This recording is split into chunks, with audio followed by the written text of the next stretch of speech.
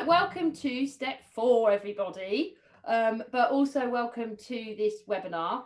So for those of you who haven't joined us before, my name is Sarah Threlfall, and I work for my company called Bright Space Events. Historically, just a quick background as to who I am. So I am an event director. And I started in hotels actually, and then moved into big event management agencies, had my own clients and kind of worked with them on delivering their events, you know, in reality, and was doing lots of health and safety as part of that. Would be doing risk assessments for all of those events. And then I set up Brightspace 6-ish years ago now.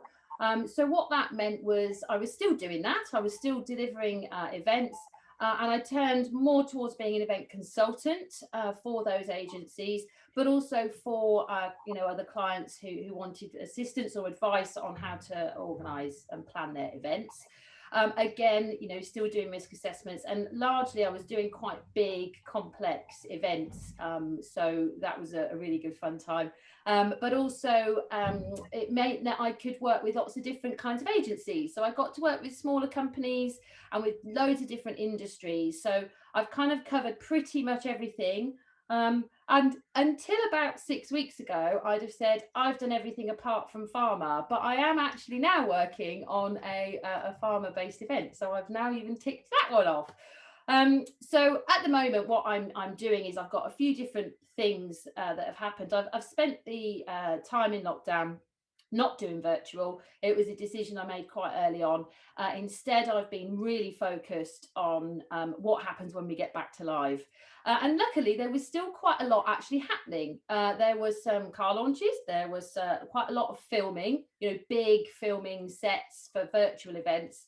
And they still needed advice on the COVID safety angle. So that's kind of what I ended up deciding to focus on, was looking at the COVID safety. So I did study for various certifications with IOSH, including their Train the Trainer certification, and also the NEBOSH National General Certificate, which is a sort of an internationally recognised health and safety qualification. I've passed the theory, and I'm still waiting for my final results for the practical bit, but hopefully that would be a pass. So there, I've managed to formalise all my experience of health and safety into the academic side, I suppose, and that led into creating some training courses. So I was able to, put all that together in a nice online package, so that other people could come and learn about the health and safety, how we need to do COVID, and how it kind of worked in the real life scenario. So we launched those in November, and they've now been running for, God, how long is that? 7-8 months now. That's quite exciting. And over 200 people have come through our course. There's quite a lot of them on the call today. So hello to my students, my graduates, and hopefully they've benefited a lot from also my practical experience out and about doing COVID safety. And I'm still doing that for clients because, as we will discuss in a minute, it hasn't gone away. So yeah, I'm consulting, writing risk assessments for them, on site with them, seeing how it actually works, making changes, reviewing everything. So I've actually got real world experience of how that actually translates to events. And also, what are realistic measures and what sort of thing we need to do. So I've had a really interesting year. It's been really different to what I would be doing normally. But I am pleased to say, and I think in terms of confidence building and things like that, I've got a few at Brightspace. We've got a few now real events where the focus isn't all about COVID safety. Yes, of course, it's part of the planning, but our role is just normal event management. These kind of things are coming to us with a brief that says this is happening no matter what. So we will work with whatever the restrictions are. One of them's in France, one of them's in China, one of them is in the UK, in Germany, in Switzerland. So it's starting to happen for some clients. I appreciate not everybody, but hopefully, we've reached a point where people are just getting on with it and having to work with the uncertainty and things like that. But what we're going to mainly cover today is the UK. And unfortunately, specifically, it is quite England focused, because at some point we do have to narrow our rules down. But where I can, I'll refer to other areas. And I'm going to kind of look at where we are now. What did Boris say? What does it mean? You know, what's the general analysis and opinion around and about at the moment? We'll have a look at the legal position, you know, the actual responsibilities and duties that we have now as event planners. And then I'll do a little bit of crystal ball, you know, what's going to be important for us in the future. But the main aim for this really is to leave quite a big chunk at the end for questions. So we're due to finish at 12:40. And we often run over 12:45, but I'm trying to finish my bit by past. So if you've got questions, or if you just want to get other people's opinion on something, what are you doing, how do you view this, please do put them in the chat. Or, you know, if you're feeling brave, waggle your hand and come in after the main presentation bit, because we are still, you know, this is all new. And equally, if anyone disagrees with what I'm saying, or has a different interpretation, or is more specialist and can give extra information, I'm very happy for that to happen. You know, I'm kind of like a GP at this point. I'm trying to cover everything as much as I can, but it might be that someone who's in a specific area has a bit more information. So I'm very happy for people to jump in and say, well, no, actually, this is how it's working, or this is what we see. But yeah, generally, if we hold off on questions until the end, Emily's going to be keeping an eye on the chat, so she'll feed me anything if it needs to be there and then. And hopefully, you know, we can get a little chat going at the end to find out how it's all looking in the real world. I certainly know that there are, you know, I'm in various networking groups, and some are more positive than others. You know, it depends on your industries, I think. But anyway, I'm already massively ahead of where I should have been. So round it back. I've got a few slides just to help my flow, my brain, and to, you know, just to give you something to look at. It's not massively interesting, but, you know, I'll let you have a look at it anyway. And then this will also be recorded and on our YouTube channel probably by the end of the week. So if anybody wants to review it, or has anyone who wasn't able to come, send them towards our YouTube and they can have a look at that. So thumbs up, can people see my slides? That's my first question before I launch into it. Thank you very much. Okay, so the first question is, what did Boris say? I mean, it was quite considering the media were trying to build this as Freedom Day, the announcement itself was quite somber, staid. You know, it wasn't very celebratory, let's put that in there. And of course, it had, as normal, all been leaked before the actual announcement. So I think everyone was fairly confident that they knew what he was going to say. But in terms of what he actually announced, because the two things of what he actually said and what's actually happening are a little bit different. So he was at this point confirming that all our legal restrictions have been lifted. All the stuff about how many people can gather, why you can gather, and the restrictions on how many people can go to a wedding, all of that has gone. So we don't now have any legal requirement to worry about those sorts of things. The other thing he's lifted, which to be honest wasn't expected, is the legal requirement for face coverings. So again, you know, that's not now something that's mandated in by law. And he's also removed the rule for social distancing. Interestingly, social distancing was never a legal requirement in England. It was always just a humongously fundamental part of the guidance. Don't know what you want to make of that, but that's just my little. So that's now gone in terms of your legal duties. But there was very much of this proceed with caution angle. And I think a lot of companies, you know, out there, like Tesco's have sent me an email. Someone sent me one today from Etc. Venues. A lot of venues and a lot of companies are still keeping measures. They haven't got the legal weight behind them anymore, but they are still asking people to wear masks. I went out for dinner last night. I wore a mask when I was in the toilet if there was someone else in there, you know. So people are still using things, but there's no legal mandation. I mean, in terms of the general picture, cases are going up, will continue to go up. There's some very scary modelling out there. But the really important thing is keeping an eye on the hospitalizations figure, because that's always been the worry throughout the pandemic, is that too many people in hospital risks the NHS collapsing for everything, not just COVID. So, you know, this is the worry. So it's hard for me because I've had such a focus on those numbers and per 100,000 and things like that. I see black bits on the map and 400, 500, and, you know, really start to panic and think, what the hell is going on? But of course, we're in a very different situation now with vaccinations. So the hospitalizations is the key thing. It is starting to rise. So that's what I'll say on that. The advice is to return to work gradually over the summer, although they've lifted the work from home rule, that they still have said gradually as opposed to everybody rush back to the office. And it comes down to personal risk assessment now. That was in the announcement. You know, do you wear a mask in a crowded place? Are you going to be doing a regular testing regime on yourself just for your own reassurance?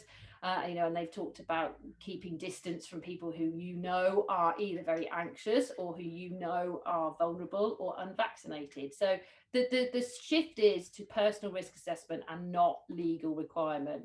There's also mention of this COVID pass for events, which has also got an extra thing.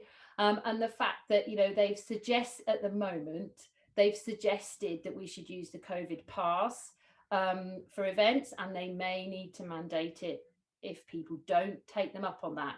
And the key bit here is that when they talk about the NHS COVID pass, for those of you who might not have used it yet or looked into it yet, there are 3 ways you can get a COVID pass.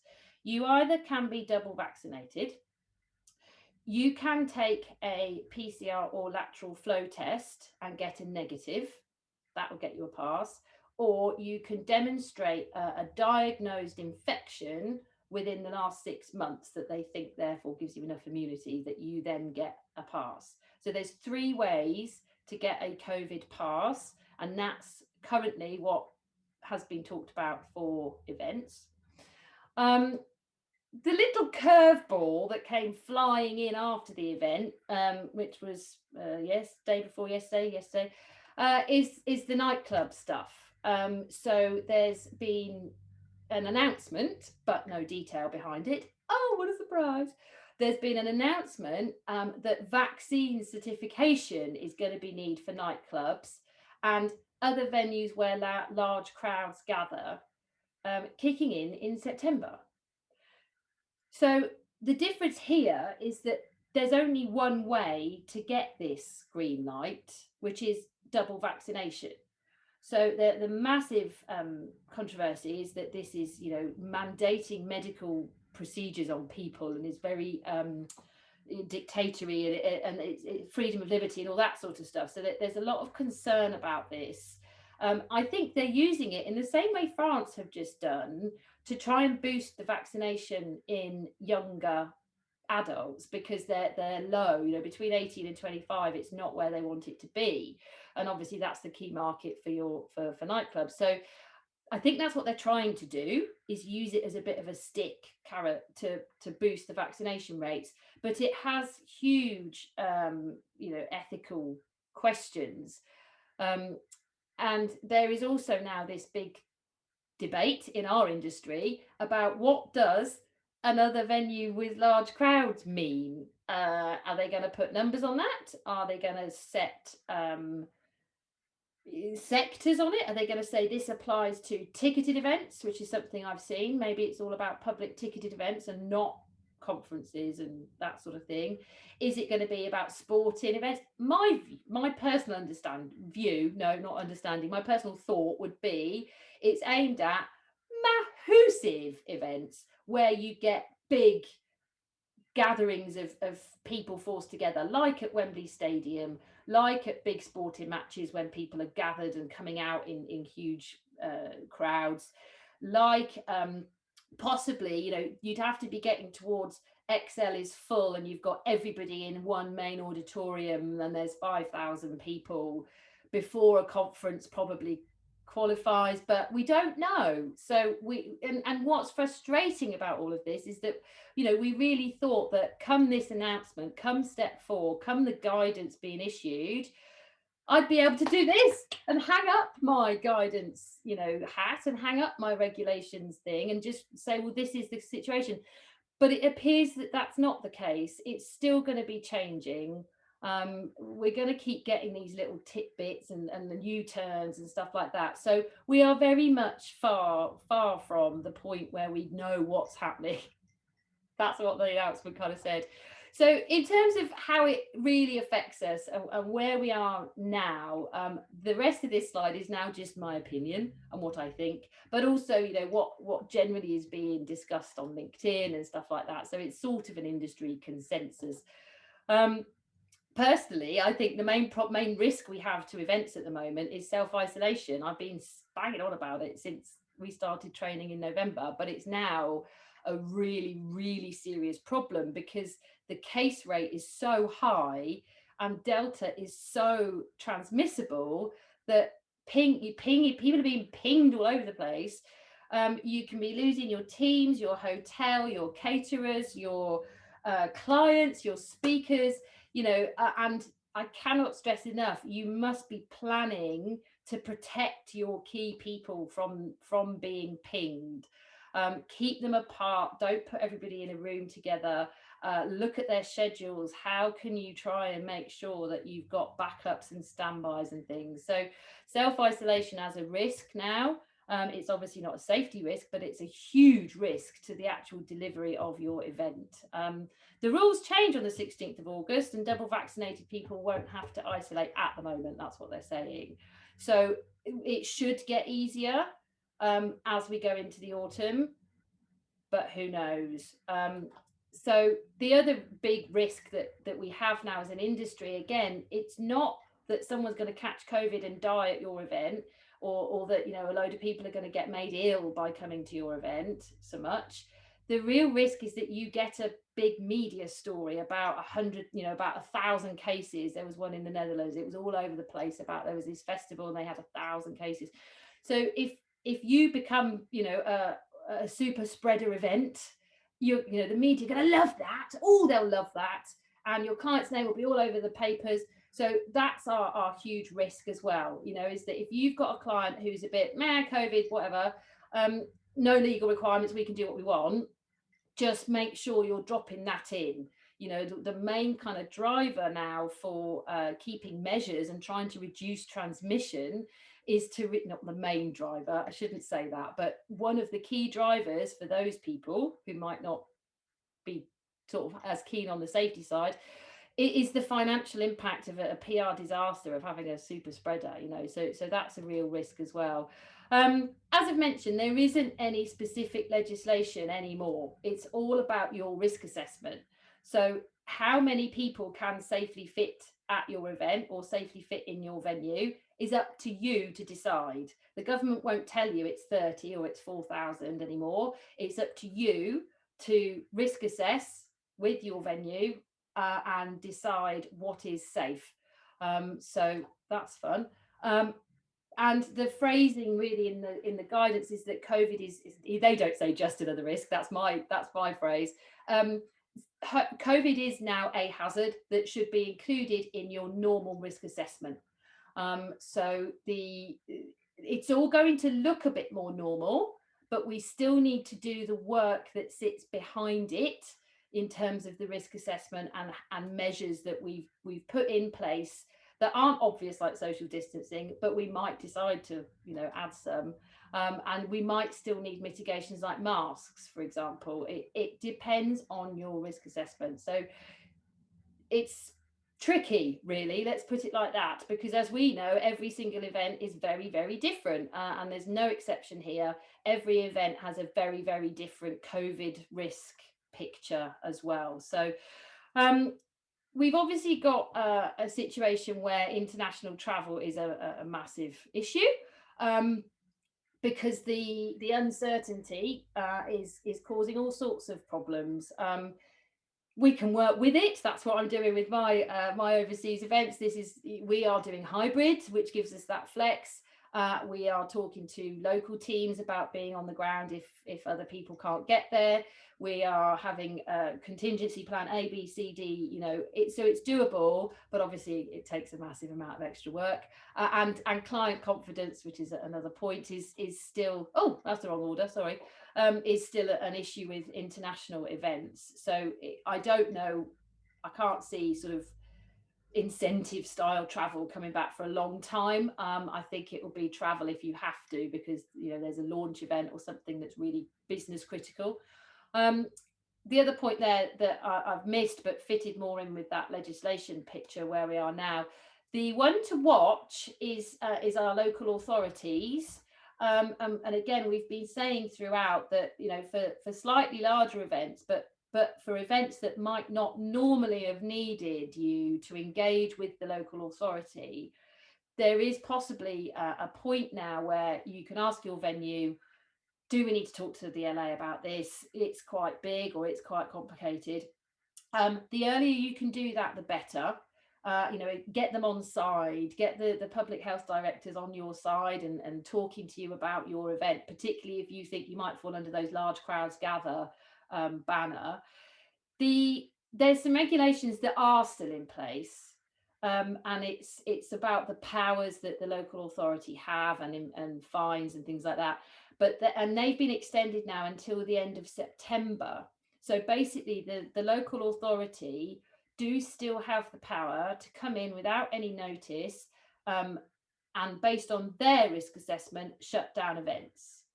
And there's no real fixed route of appeal. I mean, there is, but it's not as clear cut as the previous, as normal licensing appeals are. So this is a big flag to encourage us really to work with our local authorities in the planning to reduce the risk of them getting all nervous and suddenly pulling the plug on something. Because obviously infection rates change, and in the same way a client doesn't want to have a super spreader event, a local authority may also have that at the back of their head, that yes, it's very safe and no one's going to get ill, and yes, you're testing and all that kind of stuff, but ultimately they want to avoid being associated with a bit of bad PR. So that's something that's a real concern that we need to make sure we're on top of as well. And then I've mentioned it briefly. So communication and confidence are going to be so important when we go into this next bit. I mean, like anything, COVID has people on a scale, doesn't it? You've got people who think that it's Bill Gates trying to put microchips in our arms. And then you've got people who are really suffering with their mental health and find it very difficult to leave the house and are washing shopping. So you're potentially going to have both of those extremes invited to your event. And you're going to need to communicate with them a lot right from the beginning about your safety messages and your requirements. So the safety messages will reassure the people who are at this end, and will prepare them for what's going to happen, and will maybe encourage them to come. But the rules and the measures that you're going to put in place will start to persuade these people or prepare these people that they're going to have to do something when they get to your event. Even if they don't do it in their normal life, you might have different rules. So communicating those messages from the very beginning are, I think, a really important part of planning as we move into this new phase. And then finally, the other thing that's going to be really interesting, and as I said at the beginning, let's share what we can and really learn from each other. We will, as an industry, end up with our normal expectations. We all know what a normal event looks like. We know what people expect for their food, for their badges, for their agenda. There's certain like industry norms that just are. And I see that this is what will happen now over the next few months, is that industry will develop normal behavior, and that is ultimately as well something that you will build into your risk assessment. You know, if your delegates are used to being tested, for example, and you don't test, they could start thinking, oh, this is a bit, maybe they're not doing it properly, maybe they've not really done the safety. So, you know, it's all about your risk assessment, but I think equally it's going to become, you're also going to need to take into account what everyone else is doing. There's going to be a little bit of that. And the COVID pass is another one of those. You know, do you start mandating that people have those 3 routes of entry? Remember, so it was double vax, negative result, or natural immunity. So those are the sort of the cultural implications, I think, for the industry. Very quickly, the health and safety legal aspects are, as we predicted, going to be just wrapped up into existing licensing laws, Public Health Act, and the Health and Safety at Work Act, and the Management of Health and Safety at Work regs. So all of our existing legal duty to keep people safe if they've come to work, and to keep people who are affected by our work safe, all of those duties still apply. So we can't just abandon COVID. HSE still categorises COVID as a risk. There's a big page on their website about how to deal with it. It's a known hazard. You know, transmission is reasonably foreseeable at an event. So you would be potentially in breach of your health and safety legislation, of your health and safety law, if you didn't assess COVID as a risk. It doesn't go as far as saying it's a reportable biological hazard, unless you're working in a lab, you know, and you've physically been exposed to it because something's broken. That's an occupational exposure. But in an event situation, it's not a riddle reportable hazard, but it certainly is a risk assessment hazard.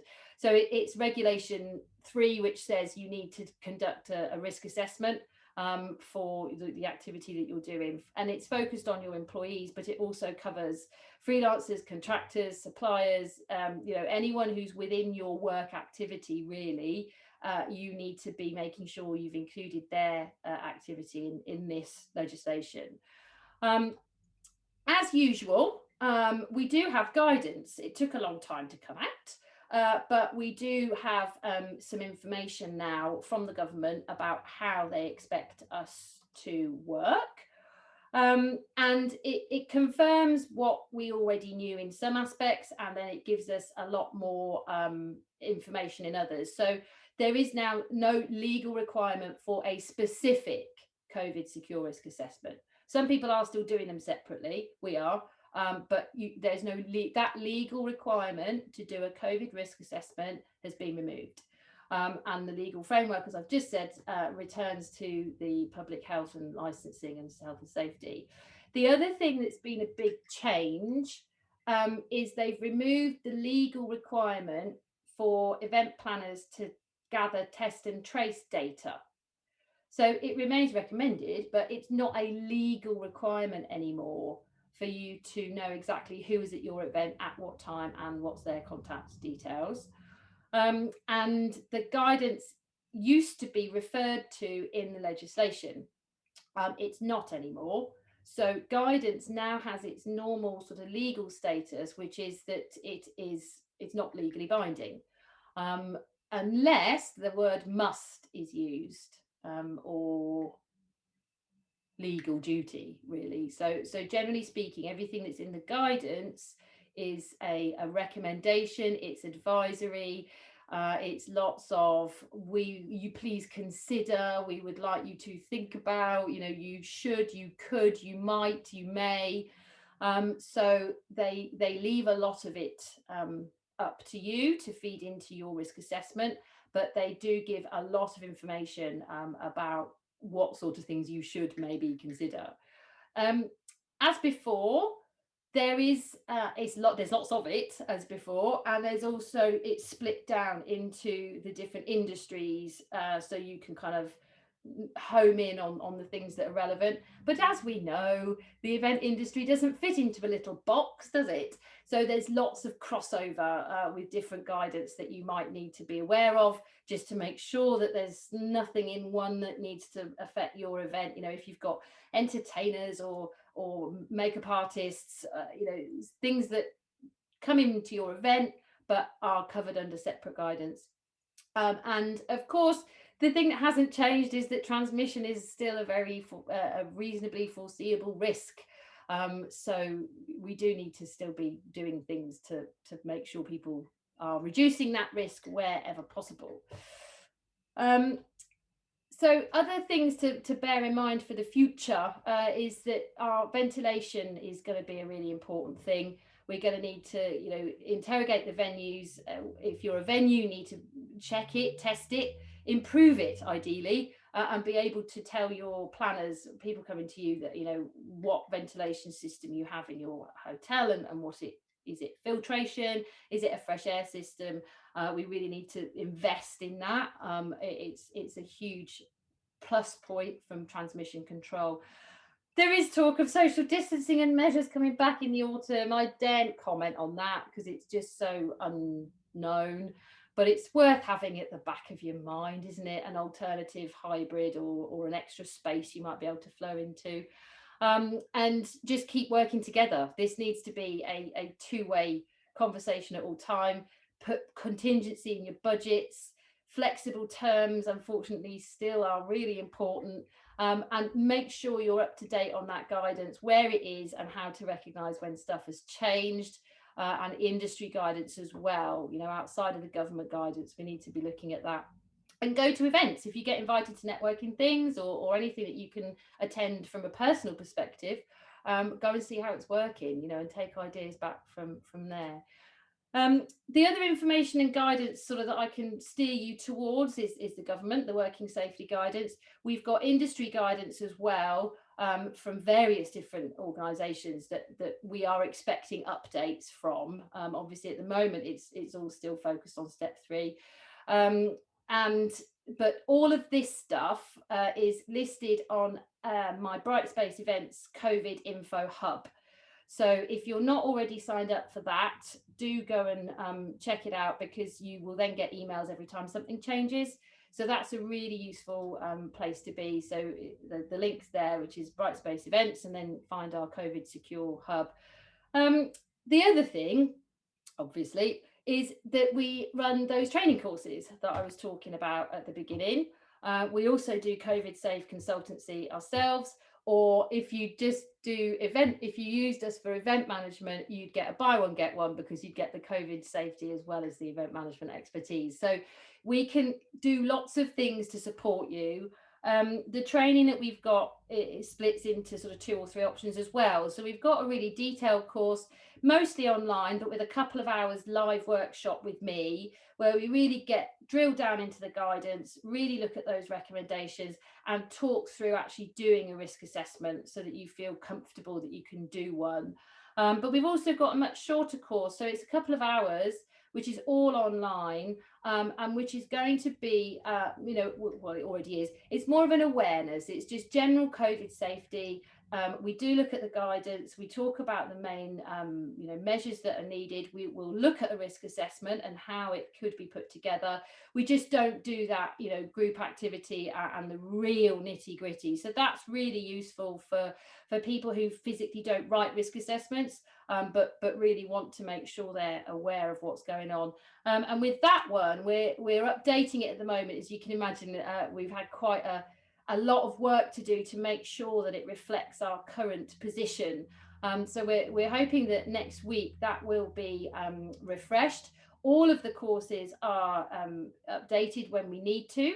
So you get access to the platform for a year, and you can check in and find out if anything's changed at any time, watch the new videos, and get the up-to-date information.